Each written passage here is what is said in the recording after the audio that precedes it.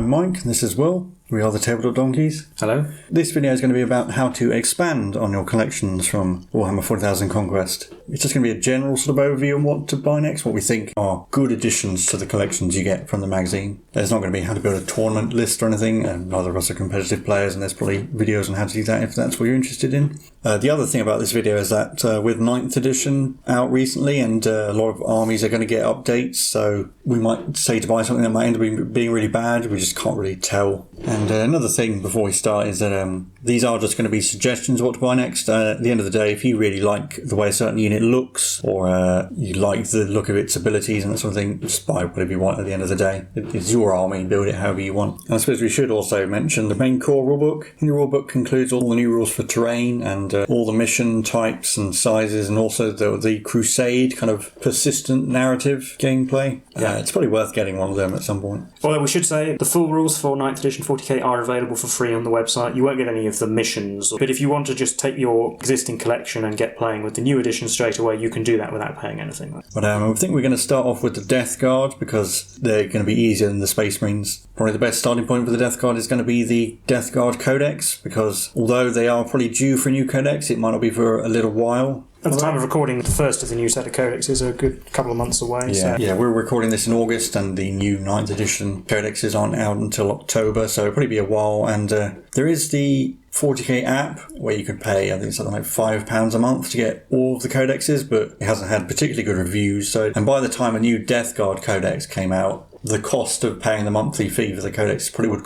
cost about as much as the Death Guard Codex would to buy now anyway. And there's also the Psychic Awakening War of the Spider, which has extra stratagems and relics for the Death Guard, some of which would be quite useful. And we're also only going to talk about things from the Death Guard Codex. We're not going to go into any of the extra Chaos units unless they are also in the Codex. There's also Chaos Demons. It might be worth getting some of them if you like the idea of summoning. So first off, one thing that might be worth getting if you want to use them is more Blightlord Terminators. If you can acquire 2 Blightlord Terminators, so you can turn the Tainted Cohort into a legal unit. Yeah, because the problem we've had with the magazine is the datasheet it gave us allows you to take 3 Terminators, but for the cost of 14 power, which in the Codex is the cost for 5 Terminators. So you're paying a premium, and also if you just turned up for a game with 3 Terminators, someone could conceivably say, you can't bring 3 Terminators, you need to have 5. There is a bit in the rules about bringing under strength units, and if you're just playing a casual game, then you probably wouldn't mind. It's kind of to your disadvantage, really, to bring fewer models. But equally, according to the Codex, it's not technically a legal unit, so... And Blightlord Terminators aren't really a bad unit. Unfortunately, Lord Felthius and the Tainted Cohort aren't actually on sale anymore at the time we're recording this, so you might be stuck with a Blightlord Terminator kit. And they require a good variety of weapons. You can give them combi melters so they can take out vehicles, combi plasmas, make them pretty good against Space Marines. The Reaper autocannon as well. There's a pretty good selection of heavy weapons and blight launchers actually as well. The Flail of Corruption if you want a more melee focused unit. Yeah, and you do get the option for all of those things in the Blightlord Terminator kit. But I guess we'll start off with the HQ choices. I mean, you already have 2 Lords of Contagion and Typhus, so it's a pretty good decent set. Actually, the Lord of Contagion with the Plague Reaper, the Malignant Plague Caster, and the Noxious Blightbringer.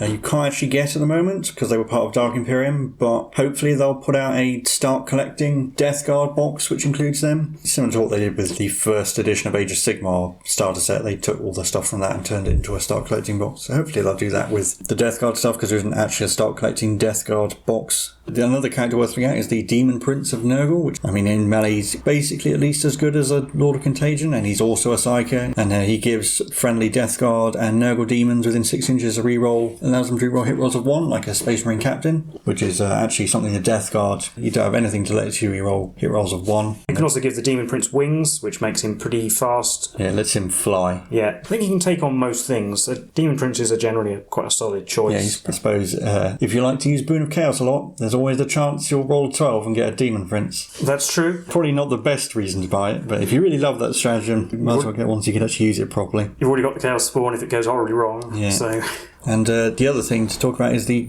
Chaos Lord, who is the alternative choice for getting a rerolls of 1 to hit. And he's the much cheaper option. He won't have Disgustingly Resilient, so there is a stratagem that lets you give Auto Contagion the reroll 1 aura as well. But if you just want a guy to sit behind a gun line and give everyone a reroll of 1, then the Chaos Lord's a good choice. You could probably use the single champion we got with the Power Fist and the Bolt Gun. You could certainly proxy him as a champion, just count his Bolt Gun as a bolt pistol. And there's also the Sorcerer And the Sorcerer and Terminator armor, who, I mean, if you're taking a Malignant Plaguecaster and Typhus, probably have all of the psychic powers that are good for the Death Guard. I mean, the Sorcerer and Terminator armor is slightly sturdier, possibly, than the Malignant Plaguecaster. Again, he doesn't have Disgusting Resilient, and you've already got a Malignant Plaguecaster, and the regular Sorcerer and Power armor is just going to be a slightly cheaper version. As for troops, I mean, it's probably worth getting some more Plague Marines, because you only get something like 9 regular Plague Marines and 4 champions with the magazine, so getting some more, another box of 7. Plague Marines are a fairly decent troops choice, and you can get more Blight Launchers and more Plasma Guns, and you can get Plague Marines Melter Guns, which are fairly short range, but the Death Guard collection is actually kind of lacking in anti-tank firepower, certainly reliable ones. The other thing you can do with the Plague Marines from the kit is outfit them all for melee combat. You can give them maces of contagion and bubotic axes, and they can also have the Flare of Corruption like the Terminators can have, and in combination with someone like the Tallyman for rerolling hits, they can be quite dangerous actually. So you put them in the Rhino. And Chaos Cultists and Poxwalkers, you probably can't really go wrong with either. They're just cheap chaff. There's been changes to the way morale works in 9th edition, which means that Chaos Cultists aren't just going to all run away if too many of them die. Of course, you can only buy both of those things in the small, easy to build. Yeah, unless you can get hold of the issues of the magazine they came from, you're going to have to buy them in batches of 5 for the Cultists and 6 for the Poxwalkers. Of course, you do get a fairly decent quantity of Poxwalkers with the magazine already, but Cultists, if you want just something that will sit on an objective in the back, and that's its effect on the game, then...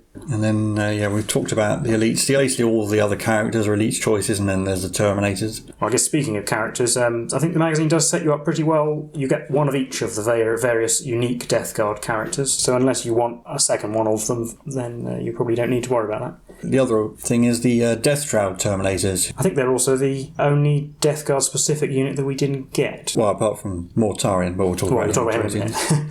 They come in a unit of 3 and they're armed with Man Reapers, so they're essentially like mini Lords of Contagion without their aura. They give Death Guard characters within 3 inches an extra attack. They can also take hits for friendly characters in melee and range attacks actually. So again, they'd be a pretty good combo with a Lord of Contagion. I think they're also quite nice models, actually. They look really good, actually. They look very Death Guard. They're kind of the Grim Reaper in Terminator armour. Also in Elites, there's the Hellbrute, which, again, it suffers from the problem where it doesn't have Disgustingly Resilient, but it would be a fairly decent choice for an anti-tank platform. It has quite a wide variety of weapon options. You can give it anti-tank weapons or anti-infantry weapons, and it comes by default with a melee weapon as well, which its ballistic skill of 3+ is what probably recommends it over one of the demon engines. I suppose you could briefly mention Possessed as a sort of alternate melee unit. They don't have Disgusting Resilient, but they do have a 5+ save because they're demonic and they have 2 wounds, so I guess they're a little bit beefier than... I suppose as an addition to this collection, they're a competent melee unit, really. You could put them in the Rhino. But again, they're in the elite slot. They're competing for the elite slot. Then we're on to Fast Attack. It'd be relevant for heavy support as well, but I think in general, more demon engines is never a bad thing. As we've seen, the demon engines hitting on 4+ can be inconsistent, so it's always a good idea to double up on them so that you just have that... Well, it's redundancy, really, isn't it? If one doesn't do so well, you've got another one to shoot with.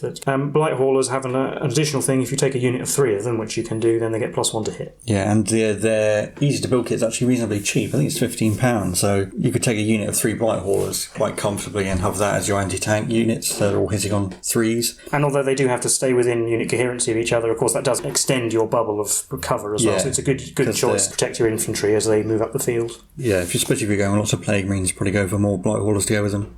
And also the bloat drone, can't get the one you get with the magazine anymore unless they bring it out as part of another box at some point. But you can buy a kit with multiple weapon options, including the Flesh Mower, which is quite good fun. It makes it into a melee bloat drone, basically. It gives it an extra 6 attacks at AP minus 2G damage. So, I mean, that's basically just going to mow straight through Primaris Marines. And we've got Chaos Spawn. Basically, everything we said in that episode is going to be run up here. I think the number of spawn you get with the magazine is absolutely fine unless you really want to have more spawn. So there's probably not that much to recommend buying more. And on to heavy support. The Predator is basically just going to be the alternate to the Myphysic Blight Hauler. You can give it 4 Laus cannons and have it be an anti-tank unit. But again, it doesn't have Disgustingly Resilient and it doesn't have an invulnerable save. It's cheaper than 3 Blight Haulers and it hits on 3s, but would we recommend buying one? I like the Predator kit, but I mean, you've got the Plague Burst Crawler, which the entropy cannon not as good as Laus cannons on paper, but strength 8 is still pretty good. There's also a stratagem you can play with the Psychic Awakening books that gives a Plague Burst Crawler a 7-inch aura that makes entropy cannons plague weapons and makes them do a minimum of 3 damage.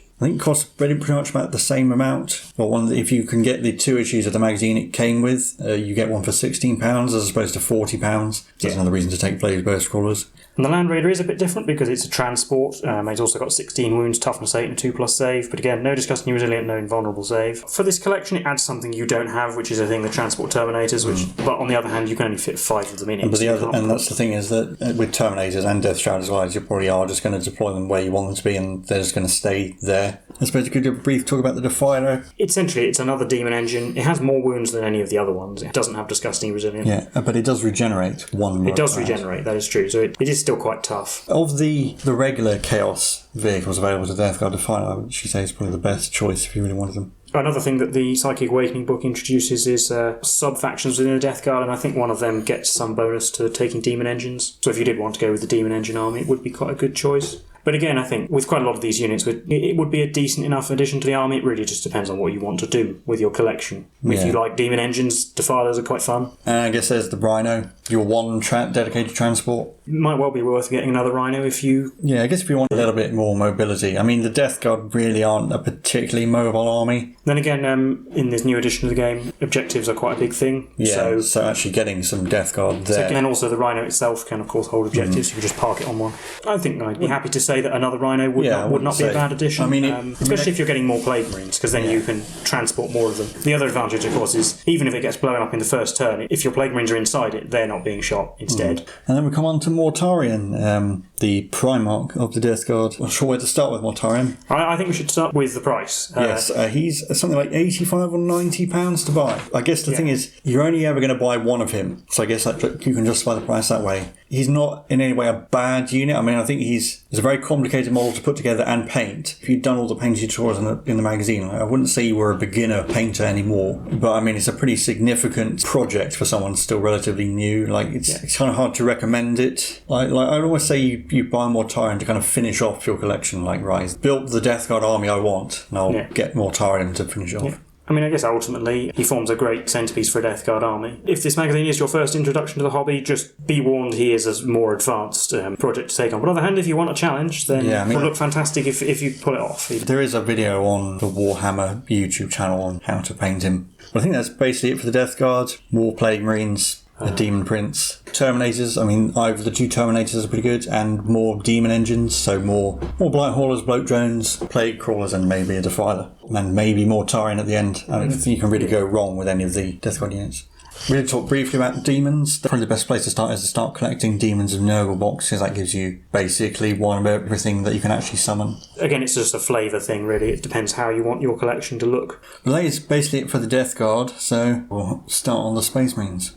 So the first thing to talk about is the Codex. Now, the main sticking point really is that if you bought the Codex now, it's going to be out of date in about 2 months. So you might be better off just waiting until the 9th edition Codex comes out before, if you didn't hold the 2nd 8th edition one. Or if you're watching this after October 2020, then buy the 9th edition Codex. Depending on which chapter you decided to play as, there will probably be a supplement that's worth getting. The current Codex does have rules for making your own chapter tactics, so you might actually choose to use one of them if you're playing, say, the Templars. We're going to stick to the Ultramarines, or at the very least, just the first founding chapters that were covered by the old Codex. So we're not going to cover the Dark Angels, the Blood Angels, and the Space Wolves, because at the time of film, they still have their own individual codexes, but they'll eventually all get lumped in to the 9th edition Codex. And we're not going to talk about mixing and matching Space Marine chapters or any of the other Imperium factions you could technically include, or just go on forever. If you've painted your army as a different chapter that does have a book, or alternatively, if your Space Marine chapter is a successor chapter, you can still make use of those rules for the book from which your chapter is descended, and they will also continue to be relevant when the new Space Marine Codex comes out.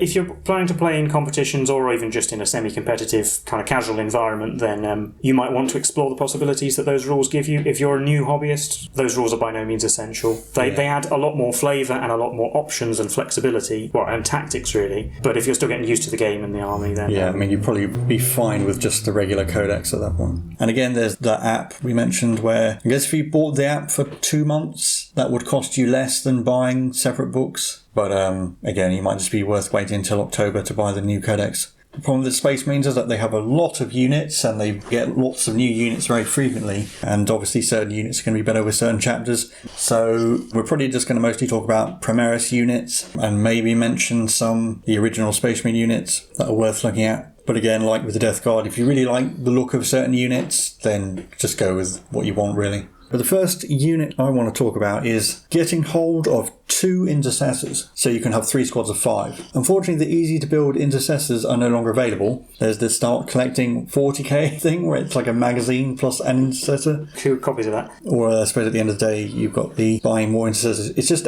trying to get hold of 2. The other thing is that it is possible that the Dark Imperium stuff, which includes the Chapter Ancient, the Captain in Gravis armor, and the 2 lieutenants you got with Dark Imperium, you can't get them anymore. I think you're a pretty good set off well for things like captains and lieutenants. You get 3 lieutenants with a magazine and 4 captains. And the new codex, you're only allowed 1 captain and 2 lieutenants per detachment. So, I mean, you're probably set. Actually, much like for the Death Guard, at least from the original Primaris range, you get all the characters with the magazine. So unless you want duplicates of certain characters or different characters that have since come out, then you're probably fine for characters. For alternate captains, there's the Captain in Phobos armor, who is a fairly decent sniper, actually, but he's nowhere near as good in melee as the Captain in Gravis armor. I suppose worth talking about is the Librarian in Phobos armor, who has access to a different psychic discipline. Also that with the Codex supplements, all of the first founding Space Marines now also have access to another psychic discipline that's unique to them, so a bit more versatility.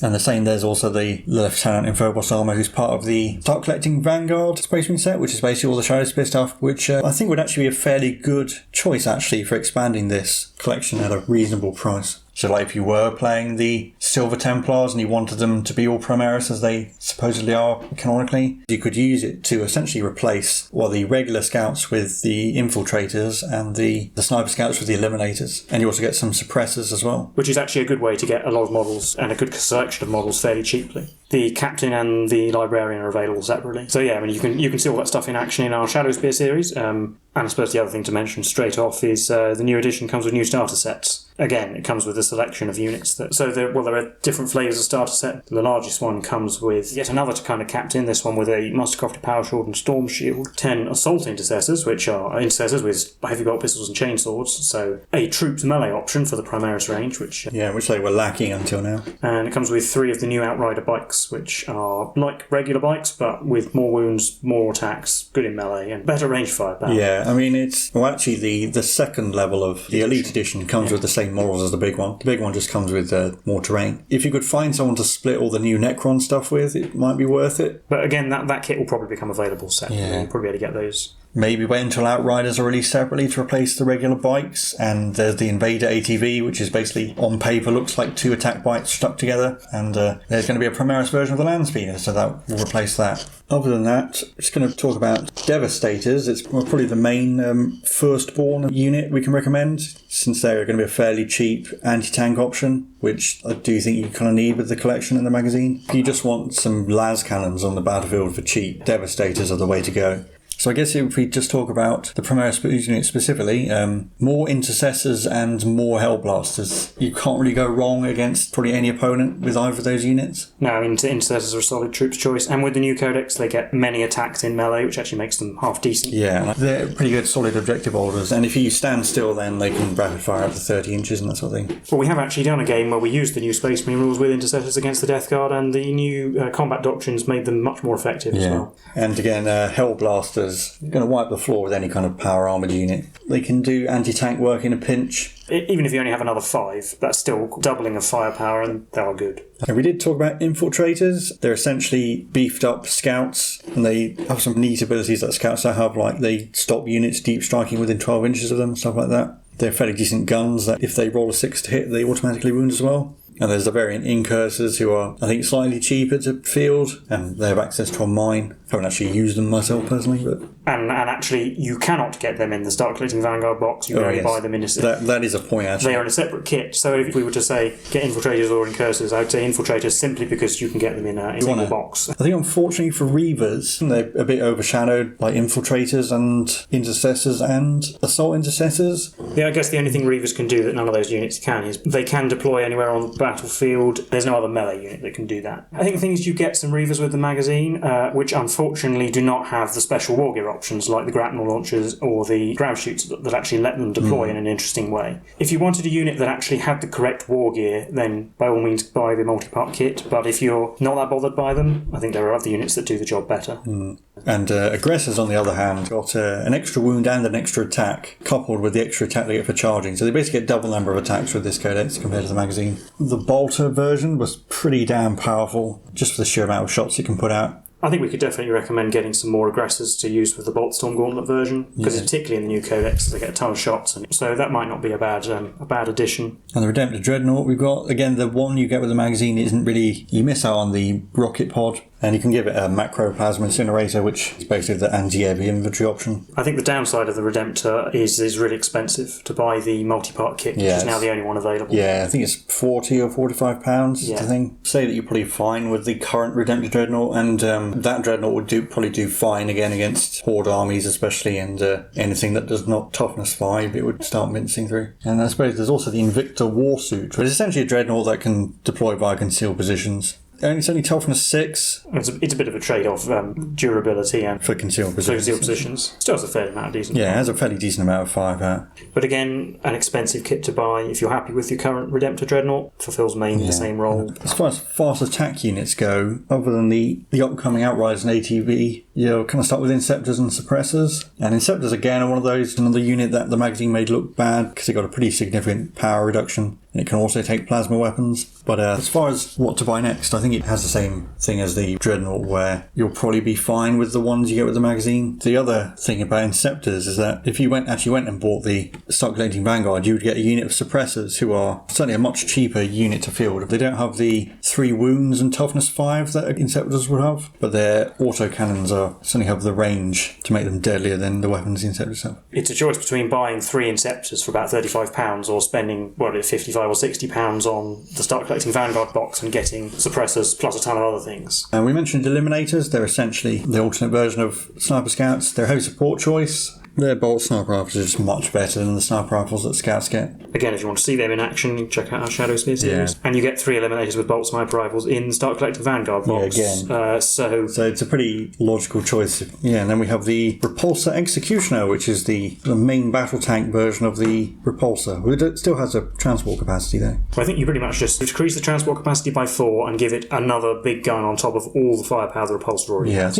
But again, the Repulsor Executioner is a £60 kit is the thing, but it is very good at what it does. I suppose it is like the Repulsor, and a bit like Mortarion, it's a bit like a kind of a centrepiece kit. If you want a comprehensive Space Marine collection and you're prepared to spend the money, then by all means go ahead and buy these things. But from the angle we're approaching this as what to buy next immediately, perhaps the really expensive things are not the best. Yeah. And of course there's the Repulsor. Basically I think we said everything about the Repulsor in our episode where it was introduced. Yes, and if you're in a country where Conquest hasn't finished yet, buying another copy of the issues with the Repulsor in is probably a good monetary investment. Probably will work out cheaper than buying it from the Games Workshop store. It's like £50. £50. But wouldn't be a bad addition. Lastly for vehicles is the Impulsor, which is basically the Rhino, but it can fly. It can only hold 6 Primaris infantry units, and you can certainly fit it into this collection if you wanted able to move your infantry around a bit more. And actually that's something we have commented on, that the Space Marines of the magazine aren't that mobile, so it does fix that problem. It depends what your playstyle is and perhaps even what chapter you're taking as to whether or not it's worthwhile. I suppose if you had a short range unit you could put it in there, or actually some of the new things like the new Blade Guard veterans. They'd probably work well in the Impulsor. They could go in the Impulsor. My main issue actually with Impulsor is that it's actually quite expensive. I think it's something like £45. I think it's a very expensive model to actually buy for its points cost. When you consider that the Repulsor is £50.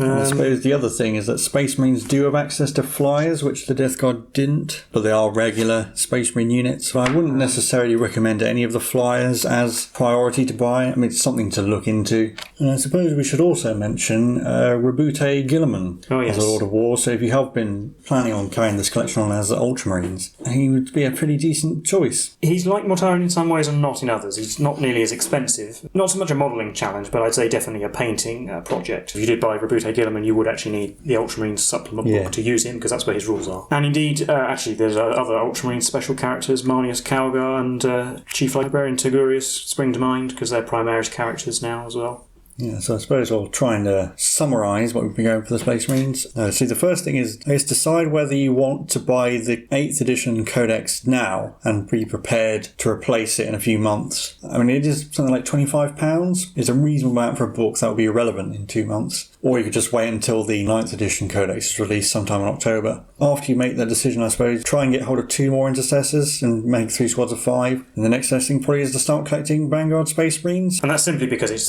one of the best value things you can buy as a next steps, really. That's the main reason for it. But I mean, after that, basically more of the Primaris units other than Reavers, certainly Aggressors, Hellblasters and Intercessors. Actually, if you get the Vanguard stuff and you really like it, then maybe consider Reavers because they fit in with the rest of the Phobos armor stuff. If you wanted to go down a Phobos themed route, then Reavers would fit in with that. Otherwise, I mean, probably can't really go wrong with the Repulsor or the Repulsor Executioner, but they are very expensive to actually buy. And Devastators if you want some cheap anti-tank options. And there are things like the Eradicators, but unfortunately you can't get them separately. They only came in the Indomitors box. I suppose more generally there are new Space Marine units coming out, and we can't really speak about them because they haven't come out yet. Yeah, but keep an eye on those because some of them might. Yeah. The main thing I suppose to mention about those is that there are some melee options for a Primaris Space Marine army at last. Like Assault Intercessors and Blade Guard. Yeah. And you wanted a pure Primaris army. Yeah. And obviously, other than Devastators, there are many, all the old Marine options, or the Firstborn options, like Terminators and